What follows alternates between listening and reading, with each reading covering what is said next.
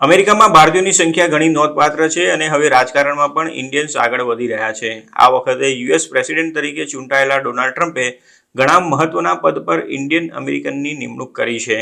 હવે ટ્રમ્પે વ્હાઇટ હાઉસમાં આર્ટિફિશિયલ ઇન્ટેલિજન્સ એટલે કે એઆઈ એડવાઇઝર તરીકે ઇન્ડિયન અમેરિકન આંત્રપ્રેન્યોર, વેન્ચર કેપિટાલિસ્ટ અને ઓથર એવા શ્રીરામ કૃષ્ણનની નિમણૂક કરી છે. ટ્રમ્પે જણાવ્યું હતું કે Sriram Krishnan White House Office of Science and Technology પોલિસીમાં આર્ટિફિશિયલ ઇન્ટેલિજન્સ માટે સિનિયર પોલિસી એડવાઇઝર તરીકે સેવા આપશે. શ્રીરામ કૃષ્ણન ટેકનોલોજી ફિલ્ડમાં ઘણો બહોળો અનુભવ ધરાવે છે અને તે અમેરિકાની મોટી ટેક કંપનીઓ સાથે કામ કરી ચૂક્યા છે.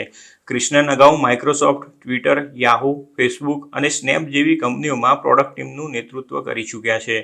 હવે તેઓ વ્હાઇટ હાઉસ એઆઈ અને ક્રિપ્ટો ઝાર ડેવિડ ઓસાક સાથે કામ કરશે. ટ્રમ્પે જણાવ્યું હતું કે શ્રીરામ કૃષ્ણન ડેવિડ સાક સાથે કામ કરશે અને આ દરમિયાન તેઓ એઆઈ ફિલ્ડમાં સતત અમેરિકન નેતૃત્વ સુનિશ્ચિત કરવા પર ધ્યાન કેન્દ્રિત કરશે.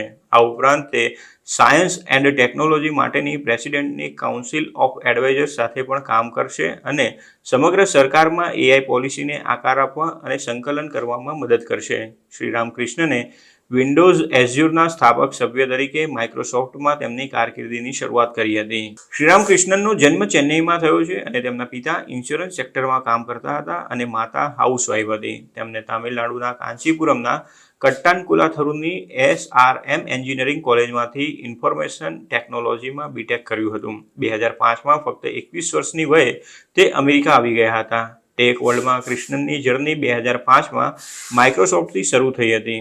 આ ઉપરાંત તેઓ ટ્વિટર, યાહૂ, ફેસબુક અને સ્નેપ જેવી કંપનીઓમાં પ્રોડક્ટ ટીમનું નેતૃત્વ કરી ચૂક્યા છે.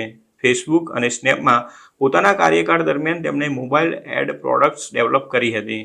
કૃષ્ણન બિલિયનર ઇલોન મસ્કની સાથે પણ કામ કરી ચૂક્યા છે. મસ્ક ટ્રમ્પના ખાસ અને વિશ્વાસુ બની ગયા છે અને પ્રેસિડેન્ટ તરીકે તેમની બીજી ટર્મમાં મસ્કની ભૂમિકા ઘણી જ મહત્વની છે.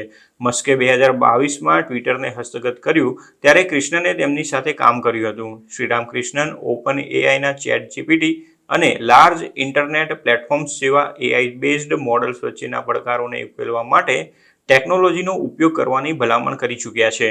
ફેબ્રુઆરી 2021માં Krishnan venture capital firm Andreessen હોરોવિટ્ઝમાં જનરલ પાર્ટનર બન્યા હતા. 2023 સુધી તેમણે કંપનીની લંડન ઓફિસનું નેતૃત્વ કર્યું હતું, જ્યારે નવેમ્બર 2023માં તેમણે કંપની છોડી દીધી હતી. તેમણે તેમની પત્ની આરતી રામામૂર્તિ સાથે મળીને 2021માં એક પોડકાસ્ટ પણ શરૂ કર્યું હતું.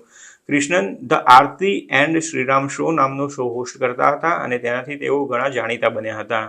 ટ્રમ્પે પોતાની નિમણૂક કરતા કૃષ્ણને જણાવ્યું હતું કે અમેરિકાની સેવા કરવા અને ડેવિડ સાક સાથે નજીકથી કામ કરીને એઆઈમાં સતત અમેરિકન નેતૃત્વ સુનિશ્ચિત કરવા માટે તેમની પસંદગીથી તેઓ સન્માનની લાગણી અનુભવી રહ્યા છે.